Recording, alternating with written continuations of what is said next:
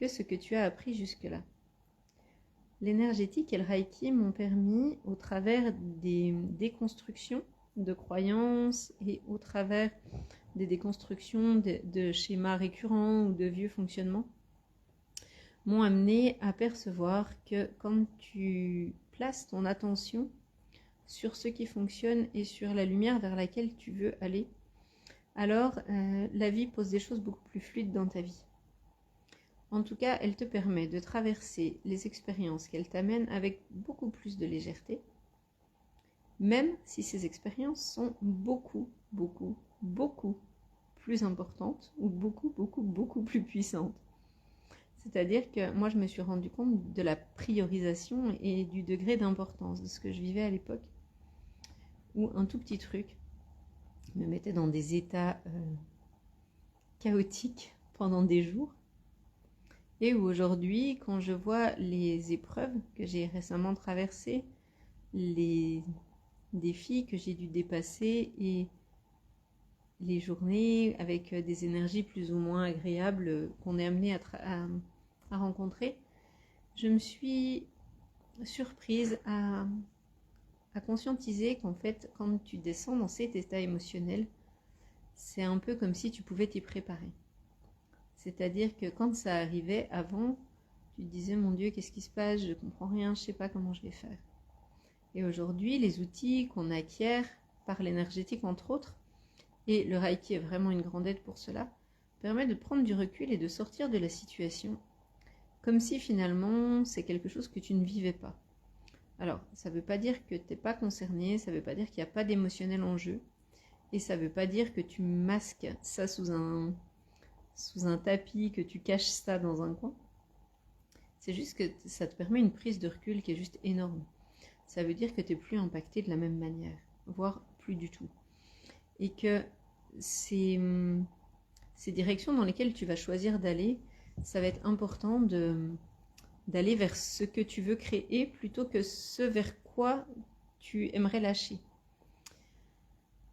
Pour préciser un peu, le tournesol est une fleur qui est très présente depuis quelques jours dans les tirages que je suis, dans des choses que je vis, avec le soleil.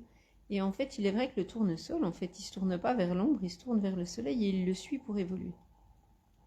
Pour nous, c'est un petit peu la même évolution, c'est-à-dire que si tu te tournes toujours vers ton passé ou vers les ombres de ce qui n'a pas fonctionné, alors tu ne pourras pas relever la tête. Et si tu fixes ton esprit en fait sur ce que tu aimerais créer, tu as beaucoup plus de chances de le réaliser puisque ta pensée positive va, elle, contribuer à créer dans la matière ce que tu as envie de vivre. C'est donc super important, comme le tournesol, de te laisser porter par ta vie et de lâcher ces luttes en fait qu'on a appris à mettre en place dès que quelque chose ne nous convient pas. Alors, ne pas lutter, ce n'est pas laisser tomber. C'est cette expression du lâcher-prise qu'on a longtemps essayé de m'expliquer et à l'époque que je ne comprenais pas, qui pour moi résonnait vraiment avec l'acceptation.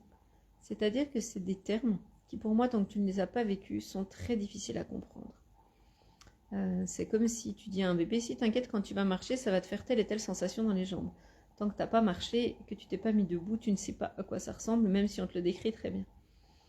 Et pour moi, ces émotions, c'est un peu la même chose. Donc, c'est d'aller prise en étant surtout moins impacté. Donc, ça va être par exemple, ok, telle relation me déclenche sur tel ou tel aspect. Qu'est-ce qui fondamentalement vient s'activer chez moi? Désolée, il y a le téléphone en même temps. Et d'aller voir de quelle manière j'ai besoin de libérer quelque chose pour que ce soit plus léger à vivre et que je puisse traverser ce que je dois traverser face à cette relation, par exemple. On a souvent tendance à se plaindre et à critiquer ou à juger plutôt qu'à essayer de trouver des solutions.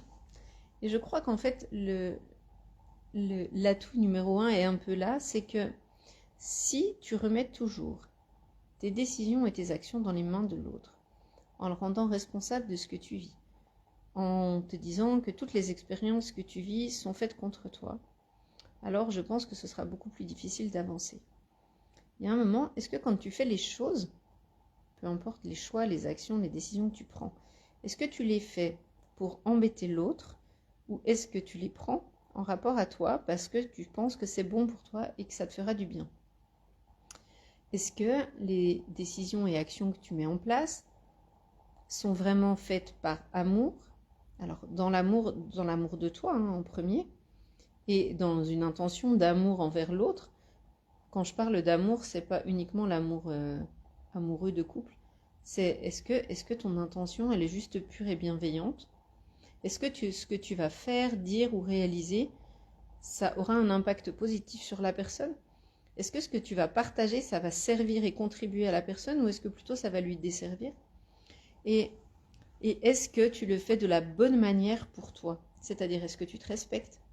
Est-ce que tu t'alignes à tes valeurs au moment où tu fais telle action, telle décision ou telle parole, où tu vas prononcer telle discussion? Est-ce qu'au moment où tu parles avec quelqu'un et où tu critiques la personne qui est en face de toi, tu te sens juste et en intégrité avec toi? Est-ce que la colère qu'il y a derrière ou la non-acceptation sont vraiment alignées à tes valeurs? Et pour moi, dans ta vie, en direction du soleil, c'est ça. Tu ne peux pas être dans le jugement de l'autre sans être dans le jugement de toi. Tu ne peux pas être dans la critique de l'autre sans l'avoir été vis-à-vis de toi. Tu ne peux pas être dans la colère envers l'autre sans en éprouver envers toi. Toutes ces émotions que tu vas manifester envers les autres sont des émotions que tu refuses de voir en toi et que tu vas avoir tendance à fuir. Lorsque tu t'acceptes, que tu agis en alignement avec qui tu es, que tu es dans l'intégrité et dans ton authenticité, alors il se passe un truc assez magique. C'est que tu arrêtes de lutter. Que peu importe ce qui est reçu en face de toi, si tu le fais en étant aligné à tes valeurs, à tes besoins et à ton ressenti primaire, alors l'impact sera complètement différent. Et sera même bien souvent positif. Parce que ce sera contributif. Parce que tu auras essayé de mettre une action en face d'une problématique que tu avais ou que tu as eu à traverser. Donc, tourne vers le soleil pour ça. En fait, va voir en toi, qu'est-ce qui a besoin de ramener de la lumière? Qu'est-ce qui a besoin d'être éclairé, que tu fuis et que tu ne veux pas voir habituellement? Où peux-tu amener de l'amour, de la douceur et de la bienveillance envers toi? À quel moment est-ce que tu t'auto-punis? À quel moment est-ce que tu es dur avec toi? À quel moment est-ce que tu es jugeant avec toi?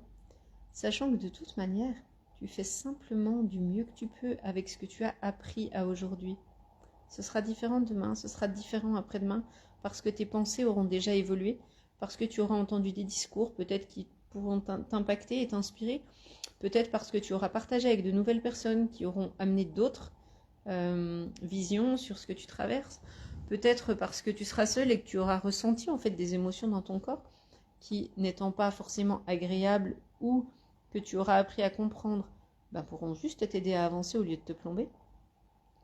Et en fait, c'est d'aller juste observer ça avec douceur, comme d'habitude. Si tu es dur avec toi, tu seras dur avec l'extérieur. Et ça, très souvent, ça manque un petit peu de bienveillance et de tolérance, en fait. Ramène l'acceptation de les autres ne font pas les choses pour te faire chier par défaut, en fait. S'ils font les choses au départ, c'est que eux, ça leur apporte quelque chose. Peut-être que la personne, elle est blessée. Peut-être que la personne, elle est en souffrance. Peut-être que la personne, elle vit des blessures d'abandon, de rejet, de trahison, d'humiliation. Peu importe. Peut-être que cette personne, l'expérience que tu es en train de vivre face à elle, vient l'activer sur ses interrupteurs. Peut-être qu'elle a besoin d'être reconnue dans sa souffrance. Alors ça ne veut pas dire que toi non.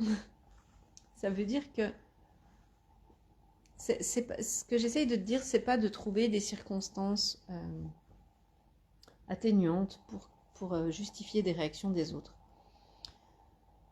Sauf que quand tu commences à porter ce regard sur l'autre, c'est celui que tu vas commencer à porter sur toi. Alors, il y a toujours des personnes qui n'agiront pas comme toi tu l'attends ou pas dans le sens de tes envies. Mais en même temps, si tout le monde agissait comme ça, est-ce que vraiment tu irais voir tes ombres et les faces de toi auxquelles tu ne veux pas faire face? Donc voilà, va avec ce petit partage de ce soir, va voir les zones où il y a besoin de lumière, va voir les zones où tu aurais besoin d'autre chose. Et essaye de voir ce que tu peux t'apporter dans ces endroits-là, dans ces espaces-là, pour pouvoir après le partager et éventuellement contribuer en mettant des actions en place. En attendant, on va déjà juste reconnaître ce qui est là, ce qui a besoin de se tourner vers le soleil. Les critiques que tu émets vis-à-vis de toi et des autres, et les jugements, ne te permettront pas d'avancer. C'est juste tu fais un état de fait d'un truc que tu as interprété, qui est faux à 99,9% des cas, et tu as le droit d'avoir ta vérité qui est différente de celle de l'autre. Ça ne veut pas dire que l'autre a tort. Il a lui aussi sa vérité, qui peut être entendable par d'autres qui ont vécu des expériences similaires.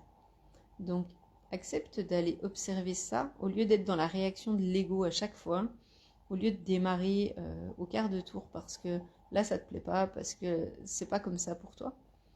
Et puis, à l'inverse, accepte aussi les émotions qui se présentent à toi, qu'elles soient de colère, de tristesse, peu importe, toutes les émotions qu'on qualifierait un petit peu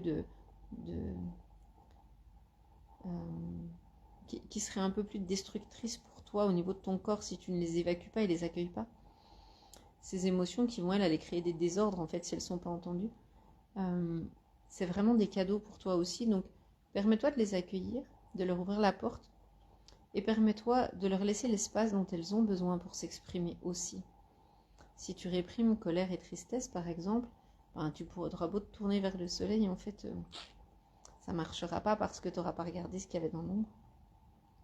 Donc, oui, tourne-toi vers le futur de ce que tu veux créer, plutôt que derrière, et à cause de ça, ça n'a pas marché. On s'en fout. Aujourd'hui, c'est aujourd'hui. Aujourd'hui, c'est un nouveau jour, c'est une nouvelle heure, c'est une nouvelle minute, une nouvelle seconde. Et c'est un instant où tu es en vie, où tu respires et où tout est possible. Donc, aujourd'hui, j'ai juste envie de te dire, qu'est-ce que tu as envie de mettre en place pour que ça contribue dans ta vie? Alors, tu vois, moi, je suis juste en train de m'installer après ce petit live. Voilà, parce que j'ai envie de douceur.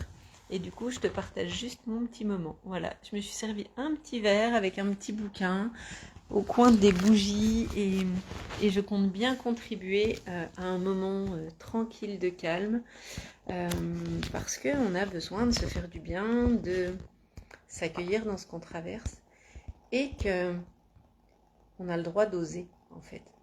D'oser ce qu'on a envie, d'oser mettre en place, d'oser changer ce qui ne nous convient pas. Et que là-dessus, il n'y a vraiment aucun jugement à avoir. Si ton ventre te dit que tu n'es pas à ta place, si ton ventre te dit que ça doit être différent, si ton ventre te dit que tu as le droit de vivre autre chose, n'hésite pas, bouge et agis. J'espère que ce partage aura contribué pour toi. Encore une fois, je te souhaite une très belle soirée. Je te dis à demain. Je te fais plein de bisous. Prends soin de toi. Gros bisous, bisous.